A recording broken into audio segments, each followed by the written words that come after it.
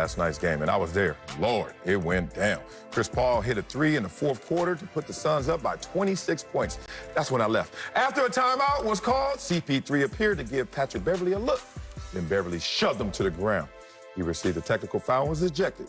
Take a listen to Paul after the game.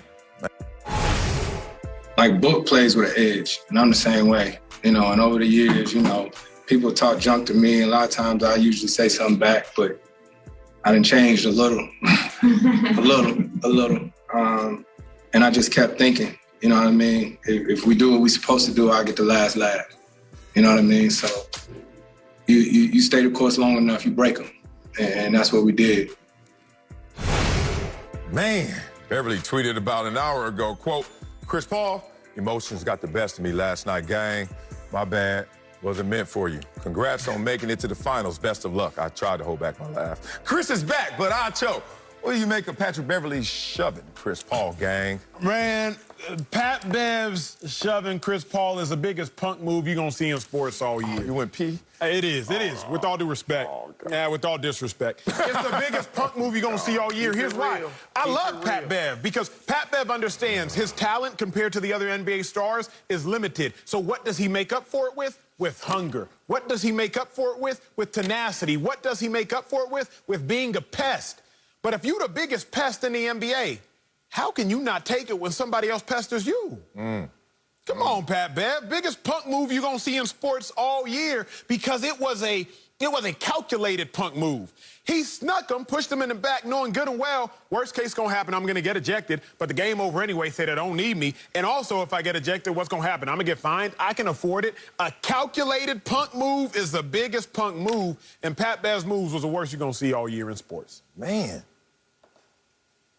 I'm with you, Acho. You know, he was frustrated. He knew the game was over. He knew the series was over. He knew their season was over. And Pat Bev's always running his mouth, right?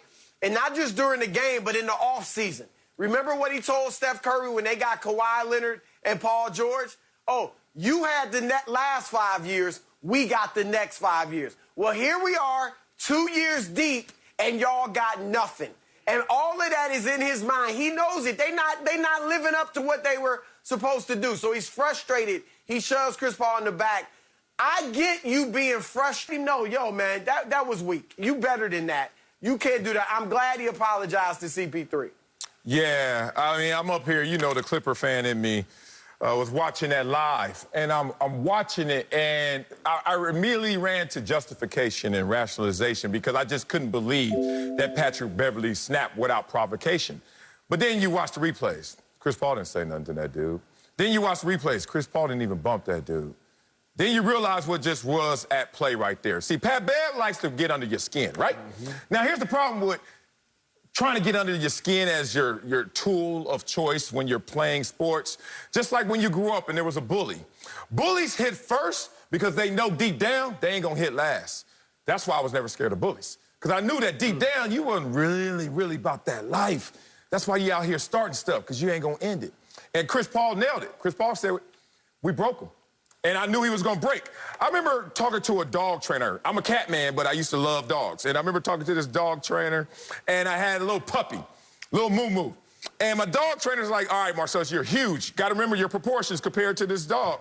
So when you guys wrestle and play, make sure that you don't break them. And I was like, break them? What you mean? I ain't gonna land on them, fool. He was like, no, don't break them. Don't break their wheel. And he was like, when you hear this sound, you broke their wheel. Pat Bev walked by Chris Paul. Chris Paul looked at that dude and then finally broke that wheel. And then you know what?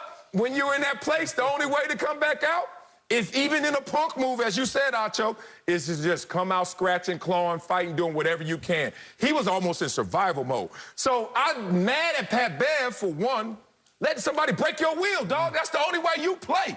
But two, you gave up all the equity you had in terms of mind control over these dudes. Dudes were gonna fear your defense next year. You thought that they always respected it. They were gonna fear it, P. But you went out there and showed them, oh, you ain't for the entire race. You for part of it. You for the part of the perception. But in reality, you can't be broken. It disturbed me, man, as a Clipper fan, seeing my dog go out there and look like that. Ooh, that's a good take. That a little bit parallels to what I said about being a front runner. It's like Pat Bev. Remember, Pat Bev crossed up CP3 early in the game. Crossed up CP3, went to the cup, finished at the right over the big, and then he was in CP3's face. Couldn't be better. And at the end of the game, when you're not ahead or not even close anymore, now you want to shove him in the back. What happened to all that barking? But I had to do some digging, y'all, and I remembered. Pat Bev started his career where? In Houston. Pat Bev wanted to stay in Houston so much so that he didn't even want to test the market in 2015 to go get more bread because he just wanted to be in Houston. Likely wanted to be in Houston for life. What's the reason he left Houston? Because CP3 got traded to Houston.